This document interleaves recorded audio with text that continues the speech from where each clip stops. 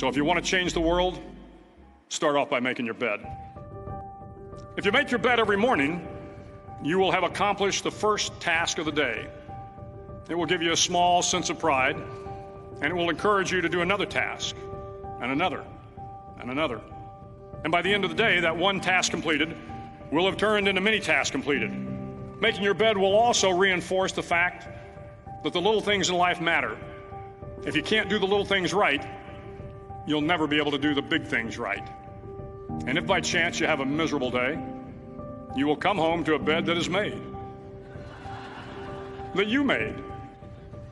And a made bed gives you encouragement that tomorrow will be better. To pass SEAL training, there are a series of long swims that must be completed. One is the night swim.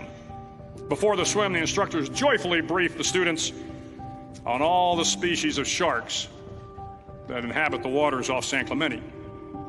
They assure you, however, that no student has ever been eaten by a shark, at least not that they can remember.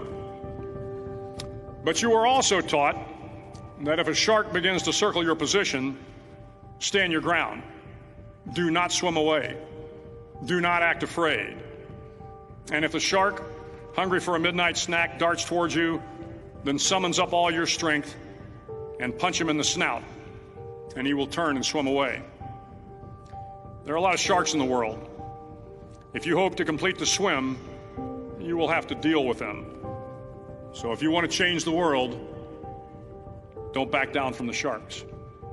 Over a few weeks of difficult training, my SEAL class, which started with 150 men, was down to just 42. There were now 6 boat crews of 7 men each.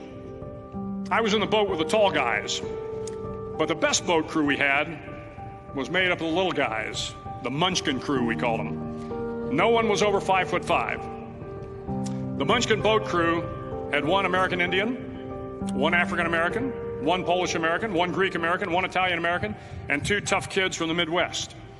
They out-paddled, outran, and outswam all the other boat crews.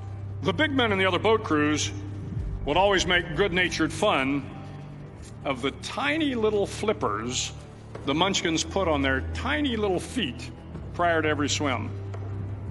But somehow these little guys from every corner of the nation and the world always had the last laugh, swimming faster than everyone and reaching the shore long before the rest of us. SEAL training was a great equalizer. Nothing mattered but your will to succeed, not your color, not your ethnic background, not your education, not your social status. If you want to change the world, measure a person by the size of their heart, not by the size of their flippers. The 9th week of training is referred to as Hell Week. It is 6 days of no sleep, constant physical and mental harassment, and 1 special day at the Mud Flats. The Mud Flats are an area between San Diego and Tijuana where the water runs off and creates the Tijuana Sloughs, a swampy patch of terrain where the mud will engulf you. It is on Wednesday of Hell Week that you paddle down to the Mud Flats and spend the next 15 hours trying to survive the freezing cold, the howling wind, and the incessant pressure to quit from the instructors. As the sun began to set that Wednesday evening, my training class, having committed some egregious infraction of the rules, was ordered into the mud. The mud consumed each man till there was nothing visible but our heads. The instructors told us we could leave the mud if only 5 men would quit. Only 5 men, just 5 men, and we could get out of the oppressive cold. Looking around the mud flat, it was apparent that some students were about to give up. It was still over 8 hours till the sun came up. 8 more hours of bone-chilling cold. The chattering teeth and the shivering moans of the trainees were so loud, it was hard to hear anything. And then one voice began to echo through the night. One voice raised in song. The song was terribly out of tune, but sung with great enthusiasm. One voice became 2, and 2 became 3, and before long, everyone in the class was singing. The instructors threatened us with more time in the mud if we kept up the singing, but the singing persisted.